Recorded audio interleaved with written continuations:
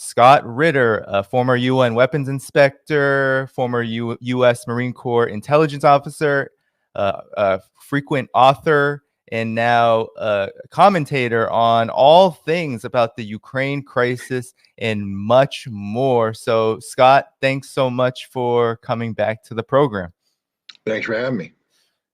So let's get right to it then. And while you're watching, make sure that you're liking this video, sharing it, and doing all that good stuff. So let's get right to it then. So, I mean, the last few weeks, when it comes to this conflict between Russia, Ukraine, of course, this proxy war that NATO is fueling and leading, so much has happened. It's been like a flurry of developments. And so, given all that's happened, we had the partial mobilization by Russia. Then we had these referendums. We had also the Nord Stream pipeline explosions, the sabotage. We've had so many things going. We had just in the last few days, Ukraine try to fast track itself into NATO, and the United States kind of pulling back and saying, wait a minute, not so fast. I mean, given where we're at, given now that there are 20+%, was it 25, 30% of Ukraine is now Russian, is now a part of the Russian Federation.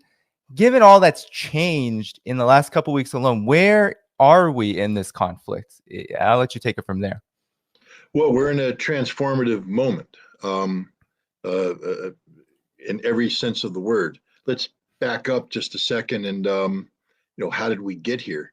And I'm not going to go through the whole history of the special military operation, but I will say that back in May of this year, when the United States Congress passed the Lend-Lease Act authorizing some $43 billion of U.S. taxpayer money to be used to fund, underwrite, not just the Ukrainian military, but the Ukrainian state, basically, providing a lifeline to the Ukrainian state.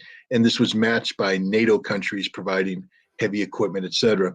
I call it a game-changing event. And I got a lot of pushback from people. They're like, oh, you're flip-flopping. It's a great switcheroo. You were so pro-Russia.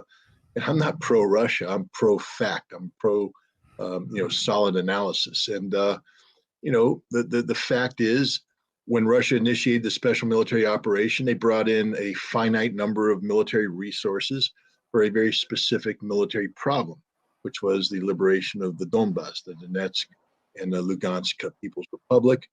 That included creating a land bridge from Crimea through Kherson, Zaporizhia. It included other supporting military actions to fix Ukrainian forces in place, et cetera. But still, a limited number of people for a limited problem. By infusing tens of billions of dollars worth of hardware, Ukraine and NATO and the United States literally changed the game. It no longer was a struggle between the Ukrainian army and the Russian army. It became the struggle between the Russian military and a NATO proxy. Now, simply saying you're going to provide equipment and actually having that equipment received, have the Ukrainians train on it, organize it into operational units and bring those units to the battlefield, there's a time gap. So calling it a game-changing event and actually having the game change took time. The game changed sometime in August when Ukraine started to receive these units, these reconstituted NATO units, even though they're Ukrainian manned, they're de facto NATO proxies. And then they deployed them, and starting on or about September 1st, they began this counteroffensive against the Russians. And this is where the inadequacy of the Russian force structure came into being. You have a front of 1,000 kilometers. You have 200,000 troops allocated for this task. That's 200 men per kilometer. That's not that many. But you can't just have them all up in the front online. You have to actually, have troops in the rear, in the depth, doing other things. So the bottom line is you actually had about 30 to 60 men per kilometer for the Russians. This is not doctrinal. This is not ideal. And the Ukrainians, using intelligence information provided by NATO, were able to find the seams, the weak spots in the Russian defense and exploit them. And once they punched through the defense, there was nothing in the rear to stop them. And they were able to gobble up a whole bunch of territory, especially up north in Kharkov. Um, I think Russia woke up at that point and said, we have a problem. We have forces that are inadequate for this new reality, that this NATO army that's been assembled by Ukraine has the tactical and operational advantage. And if we don't do something, they'll get the strategic advantage, meaning they're going to change the entire narrative of this conflict. So Russia made two decisions. One was to initiate partial mobilization, that is to bring in 300,000 troops, all of whom have combat experience or prior military experience, and to organize them into units that will be brought to the theater of operations and supplement and reinforce the existing force structure, taking it basically from around 200,000 to 500,000. Um, this is a significant thing. But the other thing was, if NATO is going to have a game-changing moment, Russia just changed the game, and the way they did that was by holding referendum. And they immediately turned this conflict from one where these NATO proxies were fighting Russian forces on Ukrainian soil, and they turned it into one where NATO proxies are fighting Russians on Russian soil. And that's a totally different thing. Russia just turned this conflict into one of an existential nature for them. They're defending the motherland, defending the homeland. This means that Russia's coming in with a completely different mindset. This is about the survival of a nation.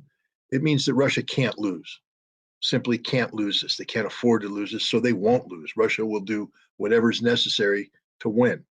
NATO, on the other hand, this isn't an existential crisis for NATO. NATO doesn't have an obligation to commit suicide for Ukraine, but NATO has overcommitted itself. They've made it too many political promises. They've provided significant, contributions, and so NATO's sort of in what I call the horns of a dilemma. No matter what they do, they're going to get impaled. If they go left, they get impaled. They go right, they get impaled.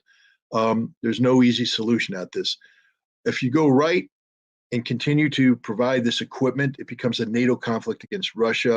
And that has the danger of expanding the scope and scale of this conflict so that two nuclear powers are facing off, and the increases the probability of using nuclear weapons. Clearly, NATO doesn't want that. We saw when Zelensky made his emergency application for accelerated membership of NATO, both NATO and the United States went, well, no, no, no, no, no, no, not so fast. We don't want to have any part of that, because they know what it means. Zelensky was basically asking NATO to commit suicide. And what do I mean by that? Zelensky knows that he's at war with Russia. Zelensky knows that there was a referenda, and that from a constitutional law perspective, the Russians view the Kherson, Zaporizhia, Donetsk, and Lugansk as being Russia now. So if Zelensky and Ukraine join NATO, NATO will be at war with Russia on day one. And what will happen then is that NATO will cease to exist, because Russia will launch nuclear weapons and destroy all of NATO. Russia is not going to use nuclear weapons against Ukraine. Ukraine does not pose an existential threat to Russia. NATO intervening in Ukraine for the purpose of seizing Mother Russia, which now Kherson, Crimea, Donetsk, Zaporizhia, Lugansk, they're now Mother Russia. So now this is about people coming in and trying to seize Mother Russia. That's as if somebody came to the United States and said, I'm not at war with America, but I'm just going to take Florida. I think the United States would say, no, you're not. We're going to fight to the death over Florida. We'll fight to the death over Maine. We'll fight to the death over any part that is the United States. And that's what Russia's going to do. They're going to fight to the death for Russia. So for NATO, now they're not willing to commit suicide. That became apparent. What NATO's going to do, however, can they just dump Ukraine? Remember, they just dumped Afghanistan last year. Are they going to dump Ukraine? That's the other horn of the dilemma. So NATO's going to try and find the middle ground, which is equally bad a solution. That is to continue to provide military hardware, financial assistance, to empower the Ukrainians to do whatever Ukraine needs to do, but keep NATO out of the conflict. It's that while this may be a proxy conflict, NATO itself is not going to get involved in this conflict. This means that a couple things. tens of thousands of more Ukrainians are condemned to death because of this decision. And I think people need to reflect on that. That anybody that says we need to support Ukraine, you're literally saying we need to support the continued slaughter of Ukrainian soldiers. In this counteroffensive that Ukraine has run, the Ukrainians themselves have acknowledged over 20,000 casualties. In the in Ukrainian civilians are going to die. Not only that, this conflict will probably expand to the point where Russia will be compelled to take more territories: Odessa, Dnipropetrovsk, Nikolaev, Kharkov. That means that Ukraine will not just lose the 20% they already have, they probably will lose another 20%. So they could lose 40, 50% of their country before this is done. It means the death of Ukraine, the end of Ukraine. That's what NATO's done. NATO is sacrificing the Ukrainian nation for their own pride, for their own hubris. At the end of the day, Ukraine is going to lose. That's a reality, and Russia has changed. It's right now things look difficult for the Russians because no matter how we cut the pie, they still only have 30 to 60 guys per kilometer of frontage. They're trying their best right now to consolidate their defenses, to increase the number of troops, to make sure there's interlocking defenses, et cetera. But until they get the 300,000 people mobilized, there's a problem. But let's talk about the 300,000 for a second. A lot of people are saying, they're going to be poorly trained troops. These aren't the elite. They're not going to be able to do what the regular troops do. I disagree 100%. First of all, they all have military experience. They've all served before. But let's just reflect on American history for a second. A guy named Rick Atkinson wrote a trilogy about the history of the United States Army in the Second World War. And it's interesting. He talks about the failures of the Army early on, the Battle of Kasserine Pass in North Africa, how we had to replace a failed general, Fredericks, with this new general whose name was George Patton. Patton sort of transformed the Army, and the Army transformed with him. It became, by 1945, one of the largest armies in the world. It was the most professional military force that was almost exclusively manned by amateurs. What I mean is that people didn't sign up to make the military their profession. They were drafted, brought in to do a job, win the war, and then come home. And they were very, very good at what they did. I think these 300,000 are cut from that same piece of cloth. These are men who had already served their nation. They're men who willingly were mobilized, willingly went off to the training, but they want to go home to their families, to their jobs, to the lives that they had that were outside of the military. And they know that the quickest way home is to get the job done, accomplish the mission. So these 300,000 are going to be singularly focused on one thing and one thing only, and that's winning this war. That makes them very, very dangerous. I think anybody who minimizes the impact that these 300,000 have just don't understand, how mobilizations in times like this work. Again, I bring up the American model. I think the Russians are going to have their own version of that. 300,000 citizen soldiers who are going to become very professional, very quick, and very focused on winning this conflict. So people need to reflect on that. I think you're muted. Yes, sorry about that. I wanted to get your reaction to directly after September 30th, directly after the referendums, the results came in. There was a celebration in Russia over the results, and Vladimir Putin gave what I think a historic speech in response. I want to get your reaction. What was your reaction to that speech? Its significance moving forward? I mean, there was a lot of history there. There was a lot of just very firm statements and assertions of sovereignty, and a lot of what you've already spoken about. But I would like to get your reaction on Vladimir Putin's what I think was a historic speech directly after the referendum results. Yeah, and I might be wrong with the year here. I'm thinking 1946, but I could be wrong. Winston Churchill gave a speech in Fulton, Missouri, that has gone down in history as the Iron Curtain speech. And basically, that speech defined East-West relationships for decades. It was that level of a speech. the history that he brought into that, the power of his rhetoric, and the implications of what he said, and how that speech actually served as a foundation for what happened after that. This speech given by Putin will go down in history as important or more important than the Iron Curtain speech. Vladimir Putin has redefined relations between the West and Russia. He has set down a version of history that, while people may challenge it, nitpick it here and there, it doesn't matter. It's a version of history that has been encapsulated, and life has been breathed into it by the importance of the moment. And it's this version of history that's going to dominate Russian relations with the world going forward. Whether you agree with it or not, it's the version that is going to serve as the starting point.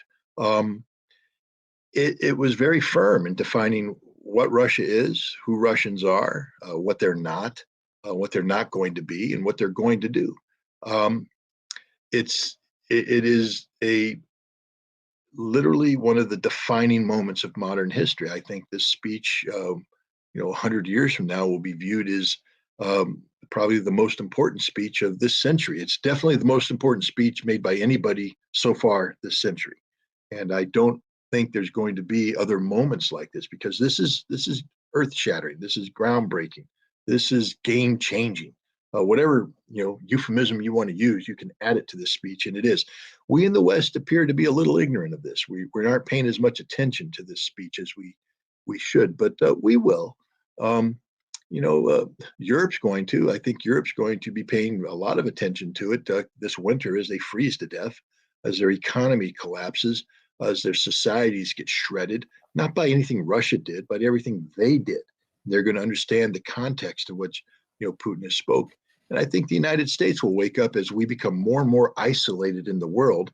We reflect on not only the strength of what Putin said, but the accuracy of what Putin said regarding America's role in the world today.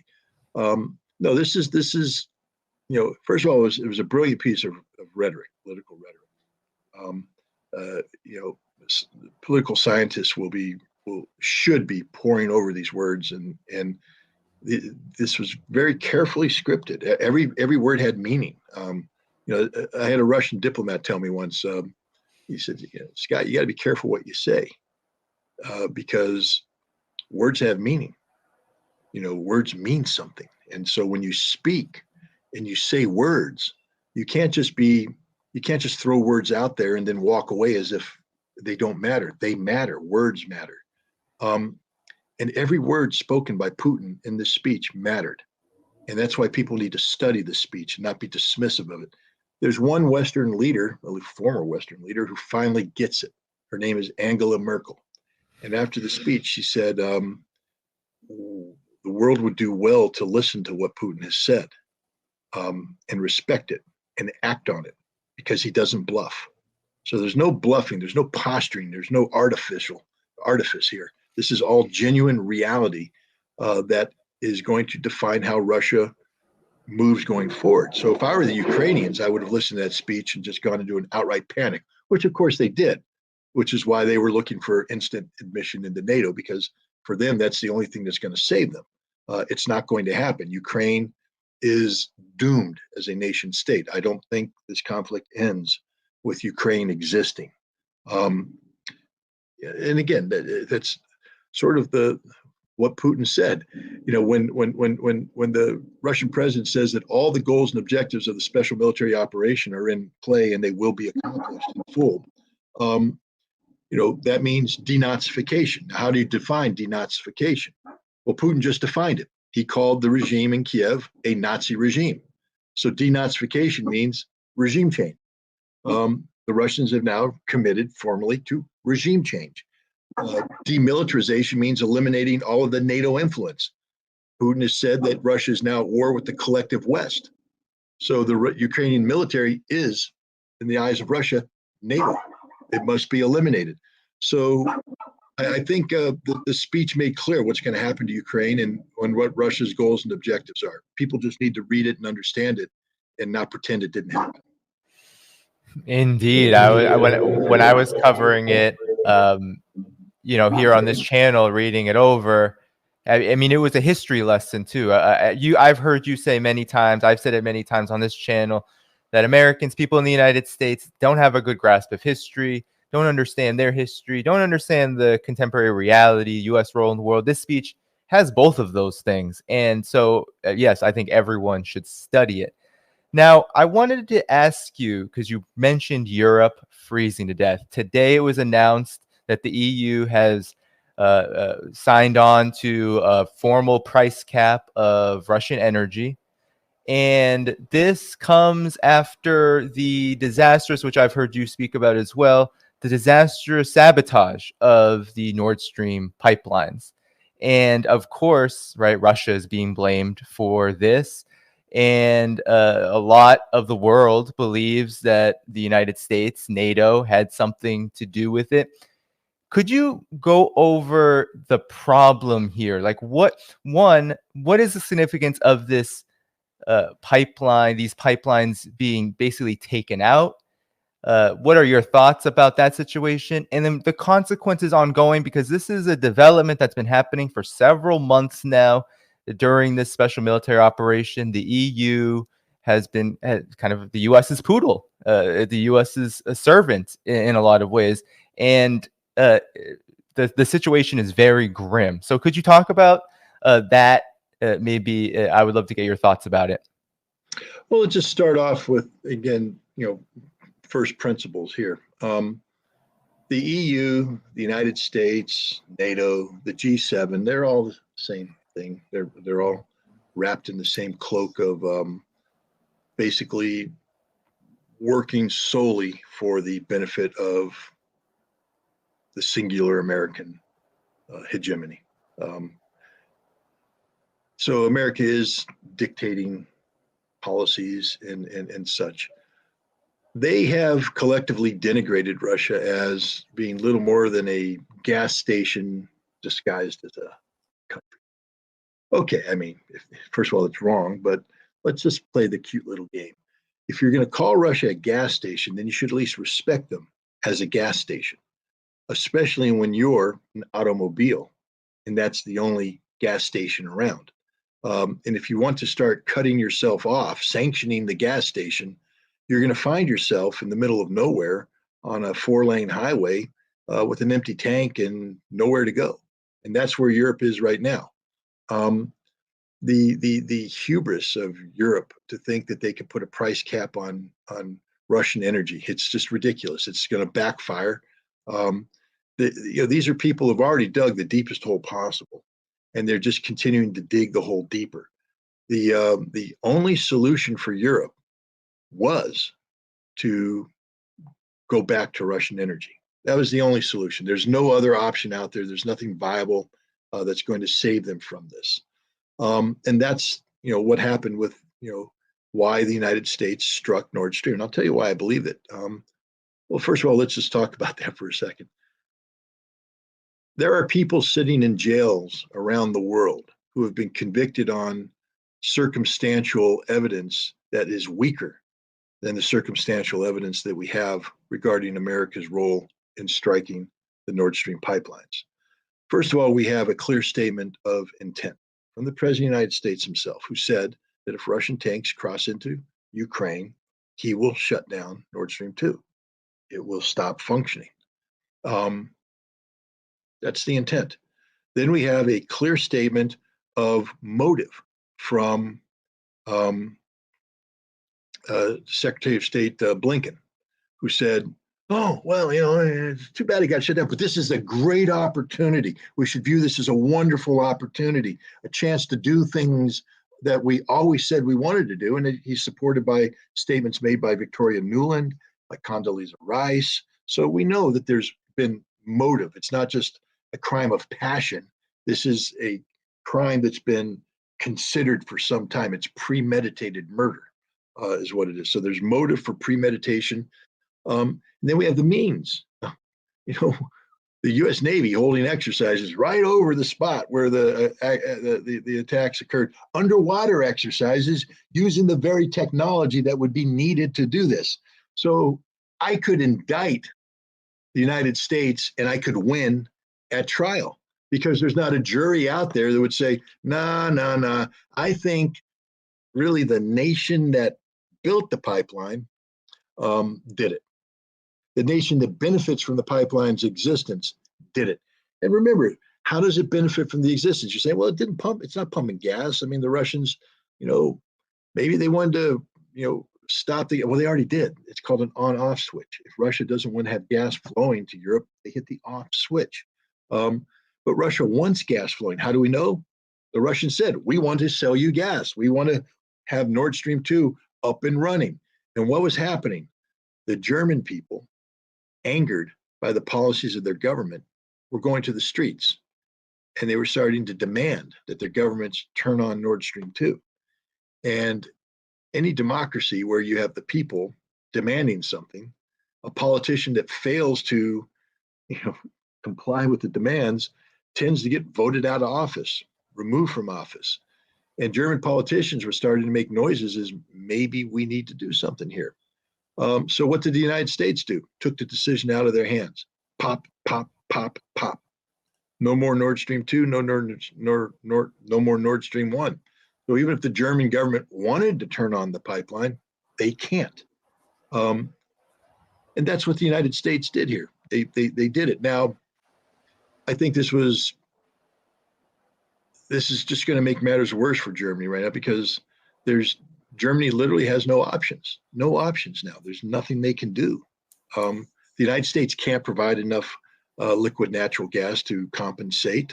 Germany can't afford the prices that will be charged for this. So Germany's doomed, literally doomed. Their economy is going to shut down. Hundreds, if not thousands, of people are going to die this winter, die from exposure. And who's to blame? The United States, 110%. It's the Americans' fault. And the sad thing is, all of Europe knows it. This isn't a secret. All of even in the United States, where we pretend, the Russians did.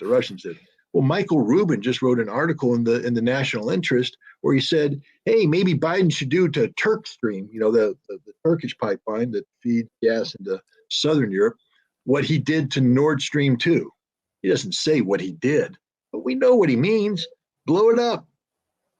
He said Biden. He clearly said Biden shut down Nord Stream 2. Biden did it. Well, why? Because Biden said he was going to do it. But now we're talking about attacking the Turks. We declared war on Europe. That's just a statement of fact. We declared war on Europe. We destroyed a $12 billion piece of European energy infrastructure. We have condemned the German economy to collapse, a collapse that hasn't been seen since the end of the Second World War. We're responsible. Right now, the German political and economic elites aren't willing to divorce America. They can't. They're like an abused spouse. They just keep coming back for more. But over the course of this winter, I think you're going to see these political elites removed from office. I think you're going to see these economic elites becoming irrelevant because you're not too elite of an economist when your economy is collapsing. And they're going to be replaced by new power structures that will be more inclined to view the United States as the problem and Russia as the solution. So I believe in the long term, this will backfire dramatically for the United States, that there's no way the United States walks away from this unscathed, because right now, the damage to Germany is still theoretical. At some point in time, it becomes reality, and that reality brings with it a political consequence. Yeah, indeed. And, we see the propaganda mill really working hard right now. The U.S. and Western mainstream media propaganda mill working hard, the foreign policy establishment working hard to project onto Russia all of the qualities that you've mentioned, whether it's the economic crisis or really the deleterious military situation that Ukraine finds itself in, and by extension, NATO. I wanted to ask you, though, about this nuclear threat, because we've heard over the past several weeks Russia is willing to use nuclear weapons. Vladimir Putin isn't bluffing. There very well could be nuclear weapons. Oh no, we just saw a convoy moving with nuclear weapons. He could use them at any minute. You know, like what is the one? What is the? I know you have a pretty hard deadline to be out of here in about 20 minutes. So I would love to get your opinion about what is the reality of the sort of nuclear posture right now that we're hearing so much about. And given how hot the situation really is, because I think there is some reality behind the actual intensity of the conflict between, especially between Russia and NATO, you know, what happens from here? You know, now that you've kind of outlined all of the developments and that we've talked about thus far. Look, when Vladimir Putin initiated the special military operation back in February of this year, he made it clear that if NATO intervened, that Russia would respond with all of the means available to it. And the assumption there was that this included the Russia's nuclear arsenal. But it also meant that Russia would respond with considerable non-nuclear conventional capabilities that hadn't materialized, hadn't and still haven't materialized. So it wasn't exclusively nuclear. What he's saying, though, is that for NATO to come into Ukraine and interfere with what Russia was doing would put NATO in direct conflict with Russia, and that Russia would do whatever it needed to do to ensure it didn't lose that conflict. So he's putting NATO on notice. He's done the same thing here by saying that if NATO, because literally by changing this conflict, by holding the referendum, by mobilizing 300,000, he guaranteed that if all things stay the same, Ukraine is going to be defeated. The only way Ukraine could survive is if NATO got involved. So he said Russia will use all the means available to defend Mother Russia. This includes nuclear weapons. But the Russians have also been clear to say, we have a doctrine. It's a published doctrine. And there's only two circumstances under which we use nuclear weapons. One is if you attack us with nuclear weapons, we respond with nuclear weapons. The other is if there's a conventional threat to Russia that threatens the existence of the Russian state itself, then we use nuclear weapons to counter that threat. Ukraine, in and of itself, does not constitute such a threat. Ukraine can't win this war. Ukraine can't threaten Mother Russia, not in the long term. NATO could, and so that's why Putin said this.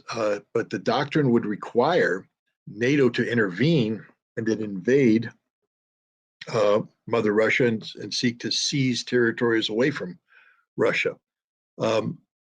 If NATO is not going to do that, then there's literally no threat of nuclear conflict, none whatsoever. But here's the problem. How did Joe Biden respond? First of all, Joe Biden makes up the threat. Russia is going to use tactical nuclear weapons against Ukraine. Russia is not going to use tactical nuclear weapons against Ukraine. It's going to happen. But in the West, we've created this threat. And then we turn around and we communicate to Russia. If you use nuclear weapons, we will respond decisively. It'll be catastrophic for you, but it'll be non-nuclear. We're not going to use nuclear weapons in response. It's all going to be a non-nuclear response. And there's some in Russia that went, why wouldn't they use nukes? That might mean that if we nuke NATO, the United States won't respond because the United States is scared of our strategic nuclear deterrent. And so there's some in Russia right now who are starting to think, so if NATO gets involved, we could nuke NATO and get away with it. The United States would back down. And that's ignorance on the part of the Russians, because the United States nuclear doctrine, which is also published, clearly states that if nuclear weapons are used against the United States or its allies, that the United States will use nuclear weapons in response. So this is the danger. On the surface, there's literally zero risk of nuclear weapons and nuclear war. Why? Because it could only happen if NATO were to intervene in a way that empowered Ukraine and the NATO forces to strip away lands belonging to Mother Russia. Both the United States and NATO said, we don't want anything to do with that. We're not going to do that. Boom. So that pretty much takes that off the table. But now you've created a potential where people are not embracing what all five permanent nuclear powers embraced at the beginning of the year. You remember there was a joint statement where they said nuclear wars can't be won, therefore they should never be fought, and that we should all work to ensure that nuclear wars are never fought. Now you have people on both sides saying, we could win a tactical nuclear war. We could win that. We could bluff them. We could escalate and force them to de-escalate. And you have people thinking the most insane thing in the world, which is to use nuclear weapons. There is no such thing as a limited nuclear war. Any nuclear conflict will turn into a general nuclear exchange at some point in time, which means the world ends. I don't lose sleep thinking that Russia is going to nuke Ukraine. I do lose sleep that there are people on both sides of this equation who are considering the potential of winning a limited nuclear conflict. And this is very dangerous, very, very dangerous. And all it takes is one miscalculation. All it takes is somebody in Russia to decide that NATO has gone beyond simply providing arms. For instance, that some people could say that there's a feeling that the Ukrainian army that's fighting right now is supplemented by Western mercenaries in such quantities that they could constitute a de facto NATO military presence. There's also a feeling that many of the troops fighting for some of these Ukrainian formations are actually Polish troops, which now makes what's going on NATO. And if the Ukrainians continue to win on the battlefield and start seizing territories that are now Russia,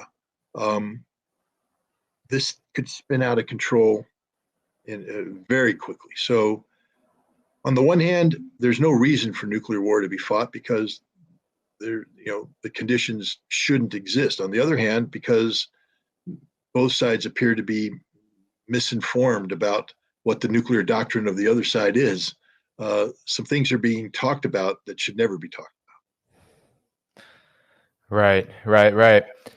Well, I wanted to ask you one last question before you need to head out, and I will be sticking around, everyone, for another half hour, 45 minutes to cover a few other stories.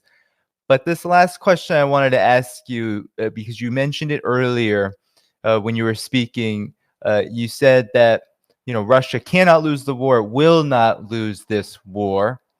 And so I'm wondering if you had contemplated, because we have people like Elon Musk contemplating what an end to this war would look like. He's on Twitter talking about what he believes, a UN kind of oversight over new referendums in the Donbass. He also talked about a neutrality, right? That Ukraine would submit and surrender to some kind of agreement to remain neutral, and NATO would, of course, go along with that. Now, what is your idea in terms of your thoughts about what would victory look like for Russia if that's indeed where we're going? Well, we have to look at it from the big picture. Before there was a special military operation in Ukraine, there was December 17th, 2021, where Russia provided NATO and the United States with a draft treaty that described the conditions for a new European security framework. Russia basically said that it could no longer tolerate the expansion of NATO up to its borders. It could no longer tolerate the forward deployment of NATO forces along its borders, in that it now needed to have a new European security framework that put restrictions, binding restrictions on both parties, not just Russia dictating to the West, but Russia responding to the concerns of the West as well. This was dismissed by both NATO and the United States, which helped lead to one of the precursors for the current conflict. Russia hasn't backed down. That's still their ultimate objective, is to achieve a new European security framework. Now, a couple things have to occur in that. One, you need total victory in Ukraine, not partial victory, because Russia can't dictate a restructuring of European security framework if there's still a Nazi regime in Ukraine using NATO weapons to bleed Russia dry. That's not good. So Russia's going to have total victory, and I'll get to that in a second. But Russia also needs to have a Europe that's willing to enter these negotiations, and that's not going to happen so long as Europe is totally beholden to the United States. But I believe, because of the failed policies imposed on Europe by the United States, that there's going to be revolutionary transformation in many parts of Europe this winter, and that the Europe that emerges from this winter will be far different than the Europe that enters this winter. And it will be a Europe that might be more inclined to consider a new European security framework. And one of the reasons is because the political structures right now that serve as an impediment to this, NATO, the EU, G7, are all there's no unity there. I mean, Biden can talk all he wants about unity. There's no unity. NATO's at war with itself. I mean, what do you say when the polls say the Germans owe us $1 trillion in reparations, and the Germans say, really, we might take Silesia back from you? That's not unity. When the Turks are ready to go to war with the Greeks over the Aegean Islands, and France is ready to side with Greece against Turkey, that's NATO's more in danger of going to war with itself than it is of going to war with Russia. The European Union, you just had Giorgia Meloni, elected Prime Minister of Italy, and she has basically called the European Union, trash, called the Euro trash. She wants to divorce Italy from this.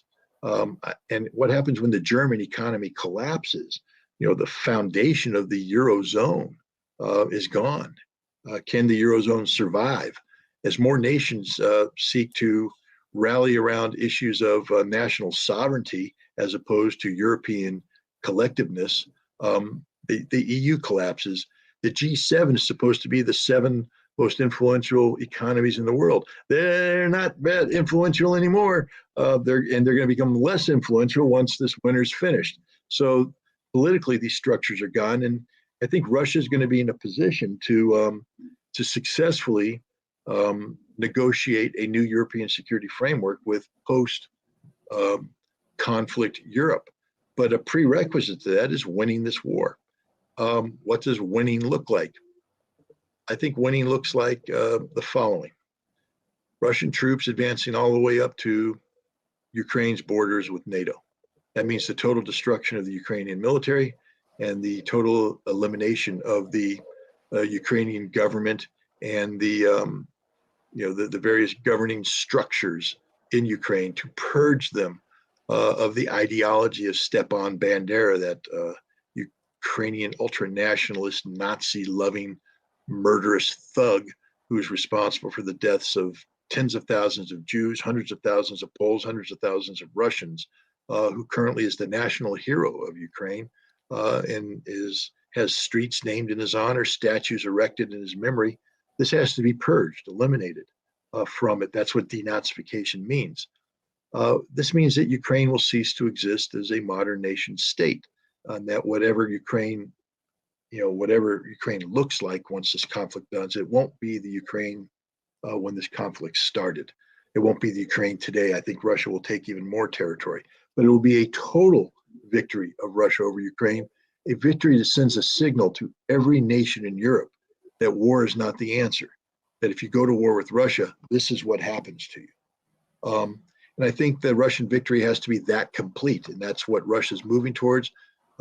Vladimir Putin hinted at this in his speech, and the mobilization of 300,000 troops, combined with there's an additional mobilization of 70,000 volunteers undergoing right away. So it's not 300,000, it's 370,000, probably closer to 450,000 by the time all the volunteers get processed. These troops, combined with the 200,000, give Russia more than enough military capacity to do this. I think Russia is going to be unleashing a strategic air campaign that hasn't existed yet, that is going to shut Ukraine down, destroy it economically, make movement almost impossible. If Zelensky doesn't die from bombing, he's going to be forced into hiding. He won't have the ability to communicate freely with the rest of the world. All of this is about to happen. And when it does, it'll point to a total victory of Russia on the battlefield, the elimination of Ukraine as a modern nation state, and a post economic crisis Europe that has been transformed through its own internal revolutionary processes to empower a new class of political and economic elites who will be more inclined to work with Russia and less inclined to do the bidding of the United States. Wow. Well, there's a lot to look forward to then. It sounds like. Well, with that said, Scott, I know that you do have to go for an appointment, an interview coming up next at 10 for yourself. So I really do appreciate you coming on this program. As things develop, I'm sure I'll be calling on you to help understand these developments in terms of this conflict, economically, especially militarily and politically. So thanks again so much, Scott. Everyone, make sure you stick around for the stories to come. But take care, Scott, and I'll be in touch. Okay, thanks for having me. All right, take care. Bye-bye. Bye-bye.